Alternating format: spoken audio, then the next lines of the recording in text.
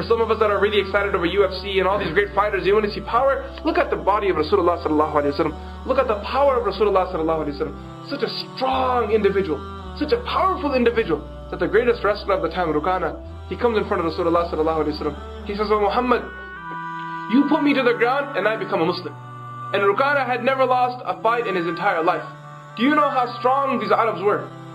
When the poets describe the power of the Arabs, when the poets describe the powerful men of the Arab, you know how these Arabs would prove their power?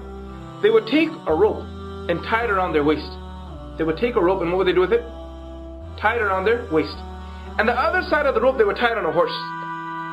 Then, with both of their hands, they would grab a tree. And they would whip the horse and see if it could pull that person away from the tree. Can you imagine that? They would whip the horse then and say, "What? Let me see if you can pull me away from the tree." And he would be holding to the tree like this. These men were rock solid. These men were true strong men. You can't even imagine that. A lot of those Arabs, how would people describe them? For example, Umar ibn Khattab radiallahu anhu. Those who describe the physical feature of Umar ibn Khattab radiallahu anhu, how do they describe it? They say his forearms are the size of a normal man's thigh. Look at your thigh for a second. Feel your thigh for a second. Right? The forearm of Umar ibn Khattab radiallahu anhu was the size of a normal man's thigh. These men were strong men. And this man comes in front of Rasulullah sallallahu alaihi wasallam. He sees a beautiful, handsome face and he thinks that there's no power behind it. He sees the beautiful, handsome voice. He hears the beautiful, handsome voice, and he thinks there's no power behind this man. And he says, "Muhammad, why don't you beat me, sallallahu alaihi wasallam, and I will become a Muslim?" Rasulullah sallallahu alaihi wasallam said, "Okay, bring it on."